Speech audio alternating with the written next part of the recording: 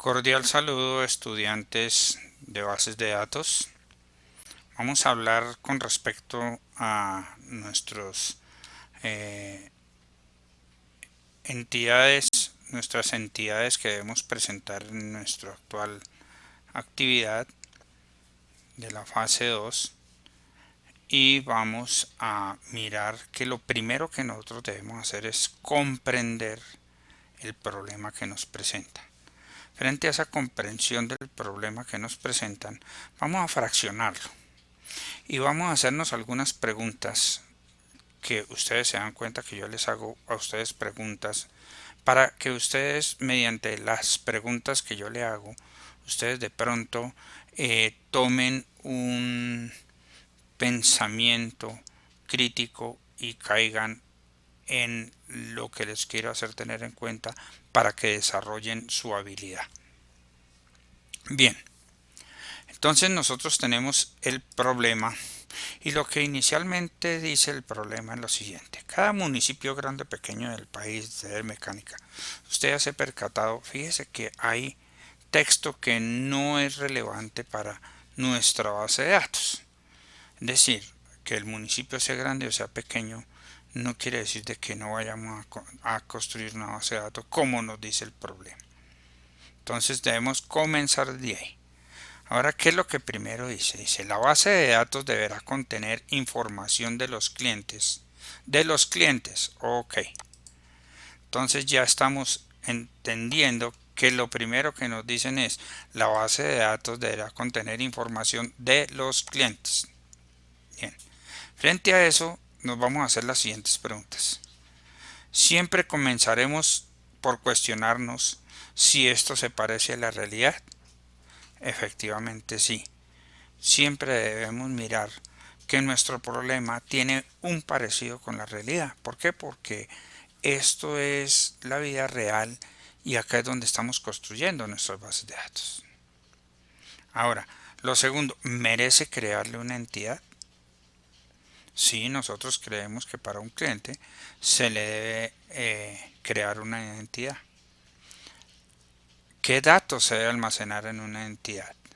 Bueno, entonces en la entidad de clientes, que es nuestra primera solicitud según el problema, entonces inicialmente podemos darle, miren, nosotros podemos darle todos los atributos que nosotros queramos a nuestra entidad, que en la normalización vamos bajando esa cantidad de atributos. Entonces, comencemos por estos básicos. El ID. El ID es un atributo que se le da para que sea autonumérico. El nombre, la cédula, dirección, teléfono, dirección 2 y teléfono 2.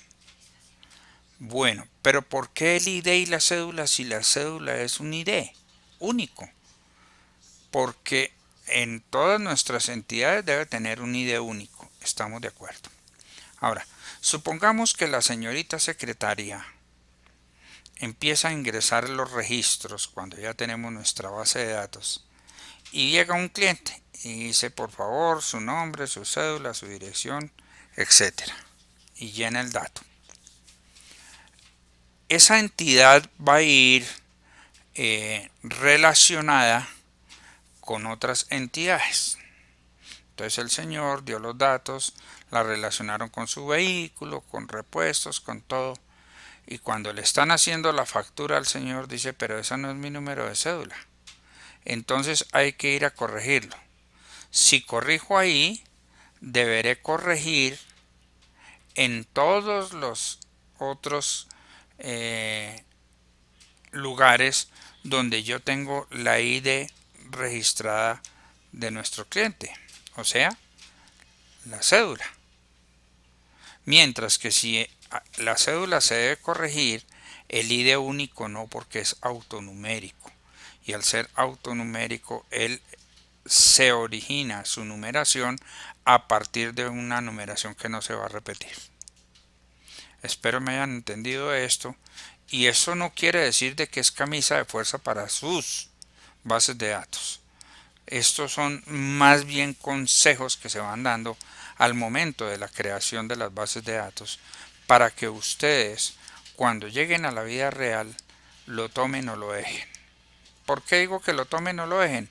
Pues porque cada quien programa a su gusto, construye a su gusto y hace las cosas a su gusto. ¿Ok? Entonces, por eso ingresé el ID y la cédula, por una experiencia propia ya sucedida.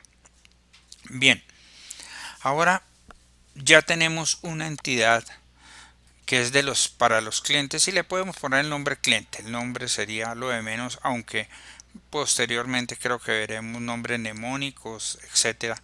No sé si lo haremos o no lo haremos, o alcancemos o no alcancemos, etcétera. Pero por lo pronto miremos esta parte. Vamos a mirar la segunda diapositiva. La segunda diapositiva dice, la base de datos deberá contener información de los vehículos reparados y los que están en reparación. Entonces aquí tenemos dos elementos en uno. La base de datos deberá contener información de vehículos reparados. La base de datos deberá contener información de los vehículos que están en reparación. Pero ¿cómo así? Si están en reparación, ya entraron al taller. ¿Y cómo entraron? Miren que son preguntas que nosotros debemos hacernos y se las voy dejando. ¿Cómo así? Si están en reparación, quiere decir que ya entraron al taller. Y si entraron al taller, ¿cómo entraron? Y la segunda sería, ¿cómo así? Si están reparados, ¿facturamos y cobramos? Entonces hay dos entidades en esta línea. Inclusive puede haber más entidades. Pero por lo pronto miren que hay dos entidades acá. ¿Cómo me quedaría mi identidad orden de trabajo? ¿Por qué una orden de trabajo? Porque si el carro ingresa al taller es porque el señor está dando una orden de trabajo. Pero el carro ingresa, entonces debe tener una fecha de la orden. Si tiene una fecha de la orden e ingresó, tenemos que asignarle un mecánico. Supongamos que quien recibe esa asignación es el mismo dueño. Y si no, tocaría identificar quién da la orden de trabajo dentro de la empresa. Ahora, cliente, ya tenemos que tenemos una tabla cliente, pero aquí tenemos que verificar quién es el cliente, ¿cierto? O sea, estamos identificando qué datos debiera yo tener en mi entidad orden de trabajo. Observaciones de la tarea a realizar. Se le dañaron los frenos porque estaba andando despacito y tropezó con un muro. Se le fregó el capó porque le cayó una paloma. Se le dañó el limpiaparabrisas, etcétera. Eso pueden ser las observaciones. La fecha determinada. Una cosa es la fecha en que yo ingreso y otra cosa es la fecha en que se terminó. La relación de los repuestos usados. Si yo tengo una relación de repuestos usados, muy posiblemente tendrá que haber una tabla donde manejo todos los repuestos. ¿Por qué? Porque no sé cuántos y no puedo abrir 5 campos y de pronto me entre un carro con 10 campos, necesidad de 10 campos para repuestos. Entonces no puedo identificar simplemente ahí hablamos de una relación de los repuestos usados. Y la placa del carro como consecuencia lógica de identificación del vehículo que necesitamos para la orden de trabajo. ¿Y cómo se supo todo eso? Pues usando la lógica, usando lo que es la realidad, cómo sucede realmente o debe suceder en un taller. Entonces de estas entidades pueden salir otras entidades. ¿Cuáles? Por ejemplo, los vehículos. Las salidas de repuestos, esas salidas de repuestos posiblemente vayan ajustadas a otras tablas. ¿Por qué? Porque si hay salidas de repuestos deben haber entradas de repuestos en la parte administrativa. Y la tabla de mecánicos, porque si le asignan mecánico es porque hay mecánicos. ¿Sí ven? Entonces todo eso en cuanto a la orden de trabajo, a lo que hablamos anteriormente en nuestra segunda entidad de cómo si entraron al taller. Ahora, si ya están reparados, entonces miren que ya podemos hacer una factura. Pero esta factura debe tener otros elementos. Intentemos hacerlo nosotros porque es que el video y el tutor no les puede solucionar todo. Estamos dando unos pasos para que ustedes abran su entendimiento y miren a ver cómo pueden hacer para ello. ¿De acuerdo? Entonces intentemos hacer esa factura. Diferente es la fecha de cuando está reparado el carro a cuando llegó el señor por él, claro. Yo pude haber tenido mi carro reparado como mecánico el, el 2 de marzo, que fue el día que terminé de reparar y dejo la constancia que el 2 de marzo dejé reparar mi carro y el señor puede llegar hasta el 10 de marzo por su carro. Entonces, ojo con eso, pueden ser diferentes las fechas. Pasemos a la siguiente. Los mecánicos del taller.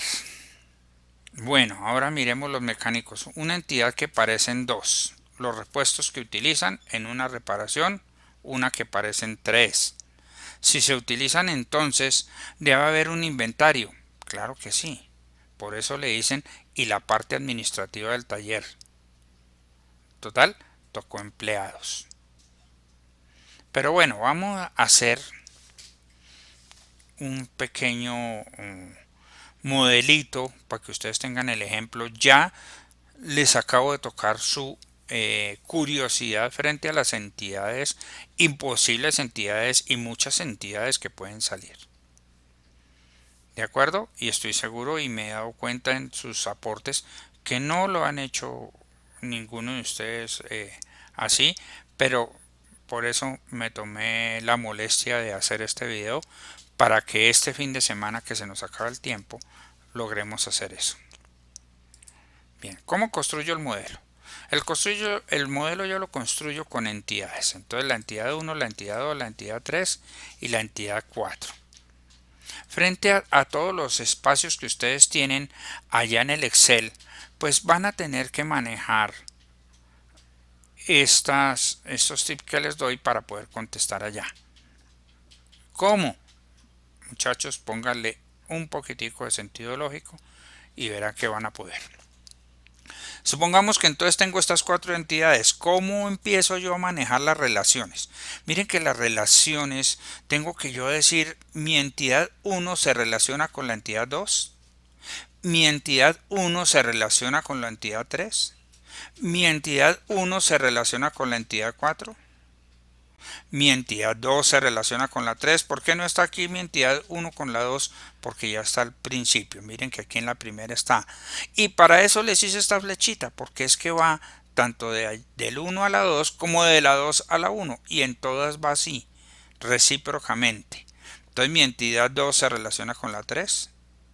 Consecuencia lógica de preguntar si mi entidad 3 se relaciona con la 2. Mi entidad 2 se relaciona con la 4. Mi entidad 3 se relaciona con la 4 y aquí ya quedarían todas las preguntas que podría yo hacerme con respecto a si hay o no hay una relación. Bien, ahora vayamos al archivo. En el archivo por ahí encontraron ustedes una pestaña que se llama atributos y restricciones. Dentro de esa pestaña encuentran ustedes algo que se llama el identificador único. Si me están hablando de un identificador único, no me pueden estar hablando de todos los atributos de la entidad. ¿De cuáles atributos me están hablando? De aquellos que tienen un identificador único. ¿Bien? Ok, espero me hayan entendido. Continuemos. Ahora, cuando yo ya he manejado esa parte, ahora miren que en este punto donde yo debo preguntarme, donde empiezo a hacer las preguntas de si hay relación o no hay relación, me sirve para esa pestaña que habla de la descripción de las relaciones. ¿Por qué? Porque dijimos que las preguntas van en dos sentidos. Vamos a ver un ejemplo. ¿Un cliente puede tener muchos carros? Sí, un cliente puede tener muchos carros. Ahora, ¿un carro pertenece a un solo cliente? Sí. Ay, pero es que yo he visto que hay tres personas registradas. Sí, pero un solo cliente lo trajo y luego es de solo él. para el caso del taller. Pero es que ese carro pertenece a una empresa y esa empresa tiene 25 socios. Sí, pero el carro pertenece a la empresa que es una persona jurídica, o sea, es una sola, la empresa. ¿Sí? Entonces, de todas maneras, la relación aquí es de uno a muchos. Y ya tenemos ahí relacionado que el cliente con el carro. Pero ¿cómo hicimos para ver las relaciones? Fíjense que lo hicimos en los dos sentidos. De los carros con los clientes y de los clientes con los carros. No solamente hicimos una pregunta, sino hicimos las dos preguntas en los dos sentidos. Bueno muchachos, espero haberles dejado este pequeño aporte que les va a servir de mucho porque francamente nos toca echarle cacumen al asunto ahí. Ahora, que nos pasamos, nos excedimos en atributos, etcétera, no se preocupen que ahorita vienen normalizaciones y en las normalizaciones vamos a seguir trabajando. Lo que quiero ver es que ustedes tengan esa lógica para construir las bases de datos. Y por otro lado, les recomiendo no copiar y pegar. Escriban lo que ustedes entiendan, no se preocupen. No se preocupen que sea poquito, pero que sea de ustedes. ¿Listo? Bueno, les deseo una feliz tarde y que estén muy bien.